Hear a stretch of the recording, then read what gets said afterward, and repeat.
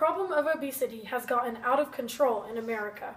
According to the Union of Concerned Scientists, 1 child out of every 5 children is overweight, and more people in the world today die of complications from obesity than they do from starvation. As time continues, obesity is multiplying, which is the opposite result of what we want.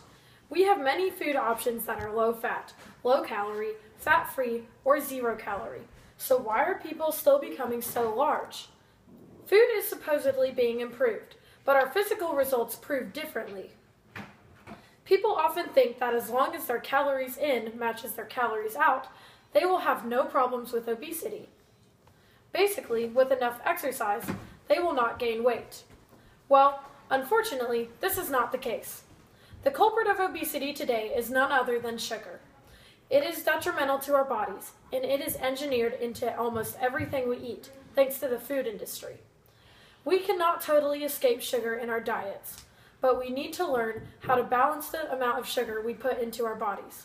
Obesity has become a public health issue, but every person must personally alter his or her eating habits in order to stop the epidemic of obesity.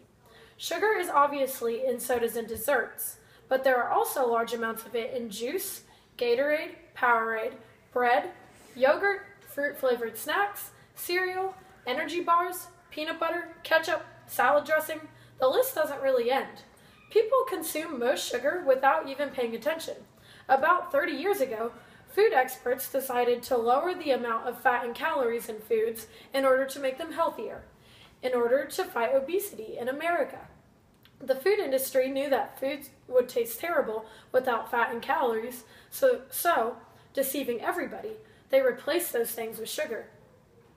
The healthier food options have the low calorie and fat labels, but they have either the same amount of sugar or more sugar than the regular options. Then, the food industry uses unethical means of advertisement to get people to buy these sugar-laden products. Some companies lie about the nutritional value of sugar in their products, while others make their sugary products look healthy by associating them with fruit on packaging.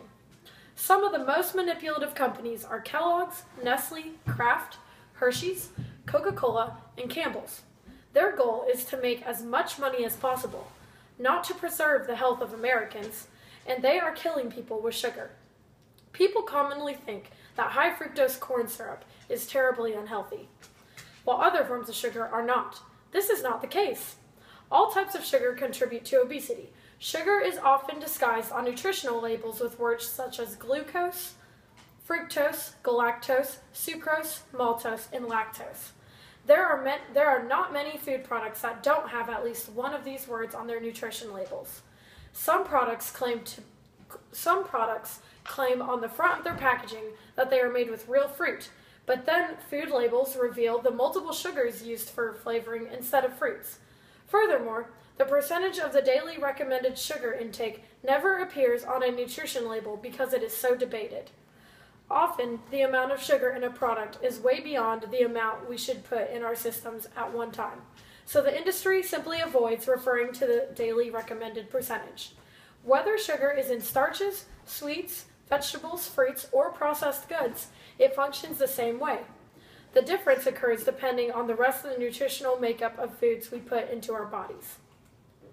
The liver both produces sugar for the body and processes the sugar that is put into the body. It also regulates metabolism along with the intestines. When the amount of sugar in the body becomes unnaturally high, the liver overworks and metabolism slows down. Sugar is especially destructive when it enters the body without being accompanied by fiber. Basically, sugar in fruits, for example, gets healthily distributed throughout the body because of the fiber in plant cells, while refined sugar becomes fat if it is not used immediately, because it is stripped of fiber. Fiber builds metabolism because it steadies the digestion process. It prevents sugar from being stored as fat. Furthermore, fiber expands inside the body, as opposed to refined sugar, so people feel accurately full and energized. Refined sugar passes quickly through the body, but leaves people feeling empty and even fatigued. Then, people are inclined to sit on the couch instead of exercise, and the liver turns the unnatural sugar into fat. People simply need to incorporate more fiber into their diets in order to control the effects of sugar on their bodies. When sugar is not regulated correctly over an extended period of time, a person can develop obese-related chronic diseases. Whether people have external body fat or not, they increasingly harm their bodies with their extreme sugar intake. Some people, especially young people, have large amounts of internal body fat, even though they don't look overweight. This internal fat destroys the body, especially the heart, liver, and blood system. According to MediWeightLossClinics.com, high blood pressure is the leading cause of death of Americans over the age of 25. Gained weight also blocks insulin production, which causes type 2 diabetes. Prior to the last 20 years, type 2 diabetes was referred to as adult-onset diabetes because it was extremely rare for teenagers and children to develop it. This is no longer the case. Another common and deadly disease caused by sugar is heart disease. Obesity also increases a person's chance of getting cancer by 50%, according to the American Heart Association. Other minor health issues can develop, such as back pain and skin infections. The list certainly doesn't end there. These ailments and diseases make life much more difficult for both the sick person and that person's loved ones. They can be treated, but if not treated diligently, they can lead to death very quickly. Again, obesity causes death more nowadays than starvation does. I believe the Bible refers to the obesity epidemic with terms such as gluttony in Proverbs 23 and idleness in Proverbs 21. According to the incarnation of Christ, our physical bodies have eternal significance. They are gifts that God has given us for life.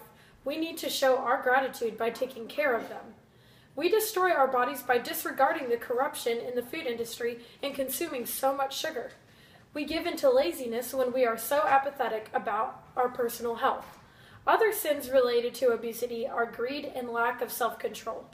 Both of these sins are rooted in selfishness, and we damage our internal and external relationships when we live according to selfishness.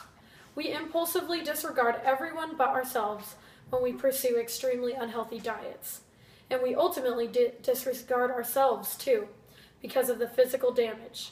In Ecclesiastes, the author presents life as insignificant without the existence of God in the afterlife. He advises people to do whatever they want because it does not matter in the end. A couple habits he encourages are heavy eating and drinking. At the end of Ecclesiastes, the author expresses his belief in God, thus implying that everything we do does matter. In this way, he refers to gluttonous, uncontrolled behavior as meaningless. Simply put, we do not live according to the fear of the Lord when we increase obesity by not being educated about sugar and food. The infinite amounts of refined sugar in today's products is the primary cause of obesity.